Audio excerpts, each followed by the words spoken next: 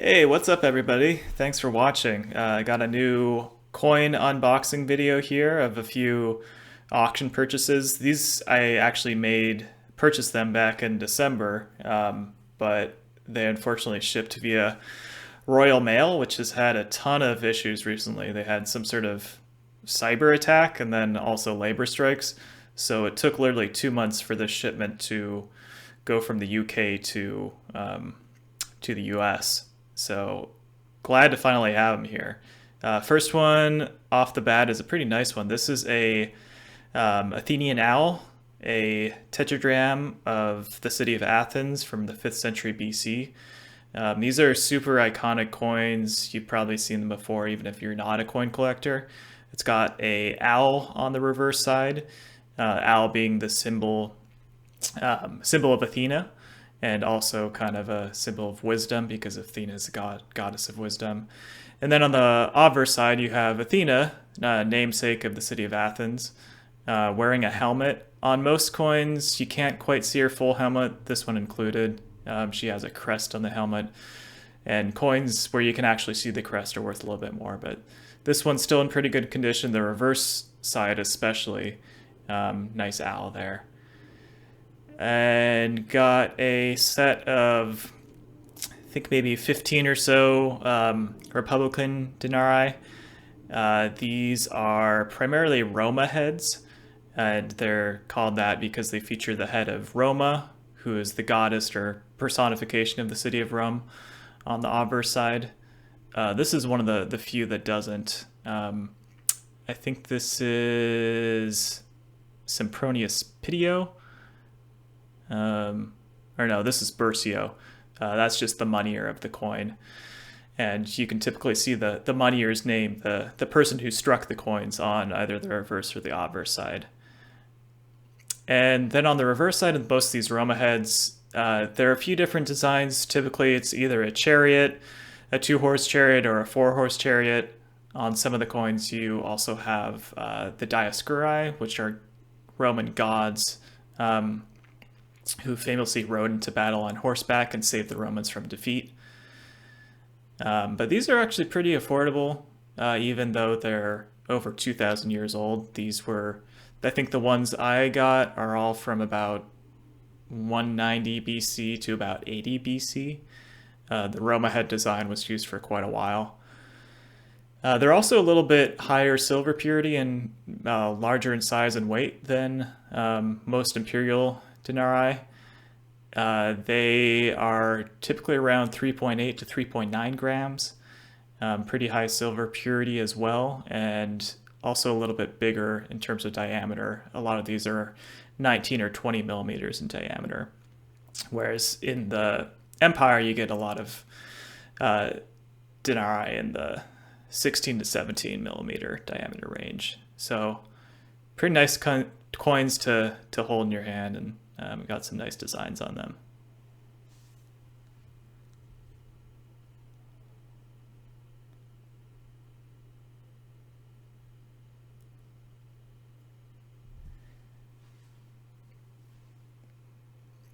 And here's that El Bursio from 85 BC. And here are a few of the nicer Roma heads.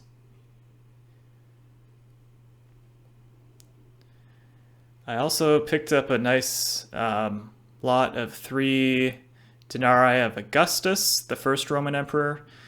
And these are all of the same type. It's the Caesares, I guess you would say, reverse. And this is featuring his heirs, Gaius and Lucius Caesar. These were 2 young men who he hoped would succeed him on the throne, but unfortunately both of them died at a relatively young age, I think 17 or 19, thereabouts, of illness, or potentially poisoning. There's a lot of poisoning going on in the imperial family and a lot of conspiracy. And as a result of their deaths, Augustus had to appoint Tiberius as his successor, and Tiberius wasn't exactly his first choice. By the time Tiberius became emperor, he was already a bitter, perverted old man, and Gaius and Lucius arguably might have been better emperors had they survived. And got some bronzes here, a couple of sestertii and a couple of asses. This first one is an ass of Antoninus Pius. It's pretty heavily worn, but it does have a nice portrait there. Got some nice patina, almost a golden type patina. Pietas reverse. And this one is really nice. This is a Domitian, and this is an ass as well. An ass is 1/16 of a denarius. There were 4 asses in a sestertius and 4 sestertiuses in a denarius. 4 sestertii, excuse me. I love the reverse on this one. Just look at the detail on that. And SC stands for Senatus Consultum, or by the power of the Senate. Nice sestertius of Philip the First, Philip the Arab. Nice chunky coin. These are usually relatively affordable. You can get them for, I would say, less than $80 typically.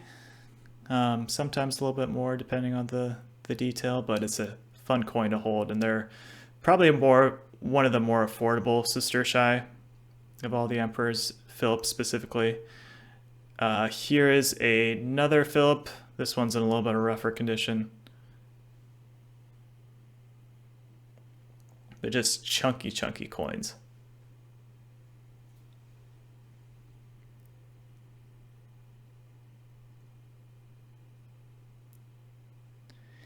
And here's a neat one. This is actually a coin of Caligula, or Gaius, which was his imperial name. This is a quadrans, which is, I believe, the smallest denomination of coin by the time of the empire. And a quadrans was 1/4 of an ass. So that means it was 1/64 of a denarius. So a very tiny denomination. And even at the time that this one was made, it didn't have much purchasing power at all. It's kind of like a modern day penny in that regard. But it has Caligula's name, C. Caesar, with a C standing for Gaius. And it's an affordable way to get a coin of Caligula, because most of his coins, especially his denarii, are super expensive. So if you're trying to complete a 12 Caesar set and you're working with a limited budget, this is a good one to go for.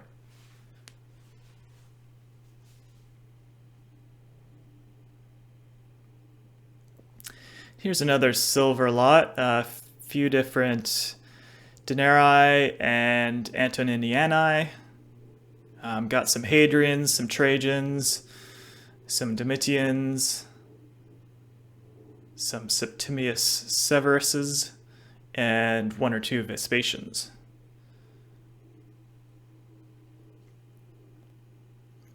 Here's that Trajan there. Nice portrait. Another Trajan. I'm a big fan of that Septimius Severus. It's got this awesome deep cabinet toning, and then actually also some rainbow toning on top of that.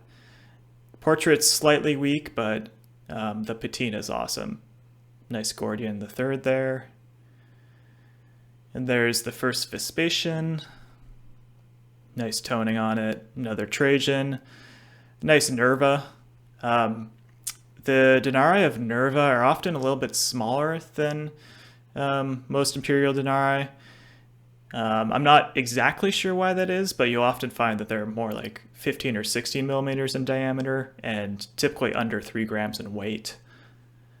May have been an economic issue at the time. And a couple of Severins there at the bottom, a Geta and a Caracalla. Here's that toned Caracalla.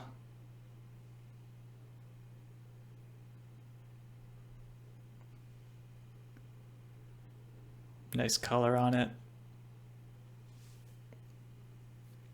And that's a Moneta reverse. Moneta being the goddess of money and commerce. And here's that Nerva. Another thing about the Nerva is his coins, oftentimes the obverse side is pretty decent.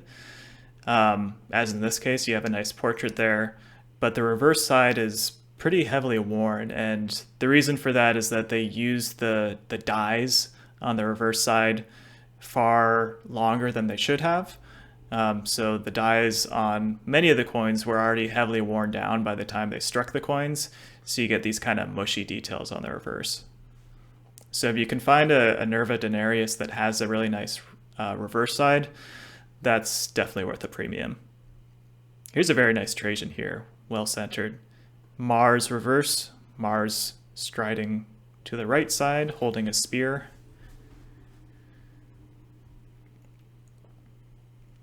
Here's that Vespasian.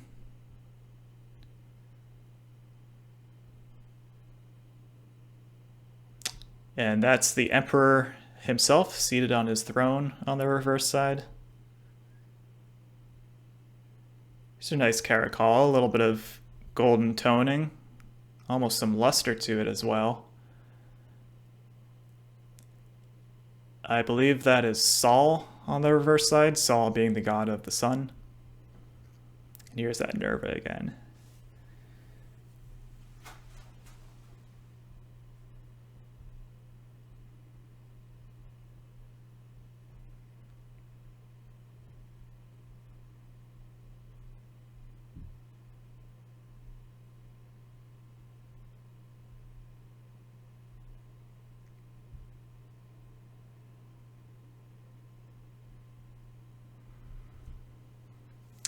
And here are some of the some more silver coins.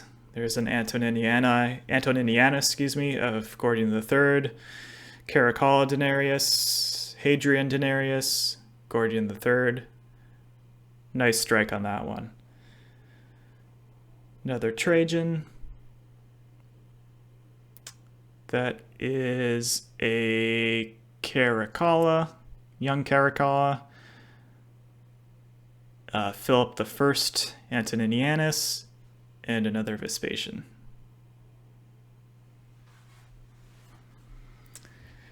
Gordian III, his Antoninianus coins are typically the most common, most affordable.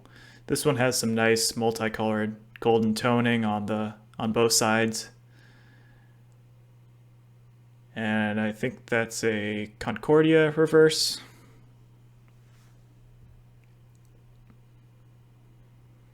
Here's that Hadrian. He has the heroic bust here, the shirtless bust. Nice portrait. And then Salus, S-A-L-U-S, is the goddess on the reverse side, and she is a goddess of safety, well-being, public health. And here's some cool tetradrachms. I think these are all from Antioch. We have a Caracalla there with some nice toning. And then I believe each of the other three are Philip the First. And they have that awesome eagle design on the reverse side. Very powerful looking eagle. This one has some nice iridescent toning around the inscription. I probably did a little bit of an overpay for this one. Might not be able to sell it for for much of a profit, but I just love the eye appeal of that one.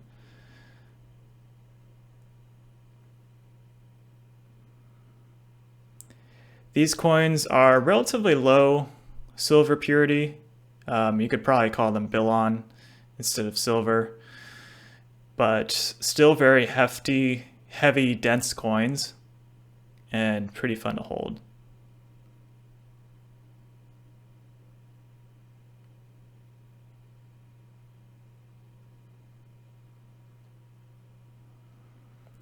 And tetradrachms primarily circulate in the eastern provinces, as opposed to in Rome, the denarius was the primary silver denomination, along with the antoninianus. Here are a few phalluses, or phalli. I'm not sure if that's the plural. First one here is a Diocletian. Very nice detail on that one. And then second one is also a Diocletian, though with a even more abstract portrait with that super chunky neck and face. Genius on the reverse side. And then this one is actually Constantine the Great, Constantine the First. And it shows on the reverse side the iconic scene of the she-wolf suckling Romulus and Remus, the legendary founders of the city of Rome. And that's a big part of the founding myth of the city of Rome, is that these two brothers were abandoned at birth, and they were saved by a mother wolf, and she fed them her milk, and they went on to found the city of Rome. So pretty interesting design there. Definitely very historically interesting, and a super affordable coin as well. You can find this Romulus and Remus design on a few of these late Empire bronze coins, as well as some silver coins from earlier in the Empire of the Republic. So always a neat one to come by. But yeah, that's it. Thanks for watching.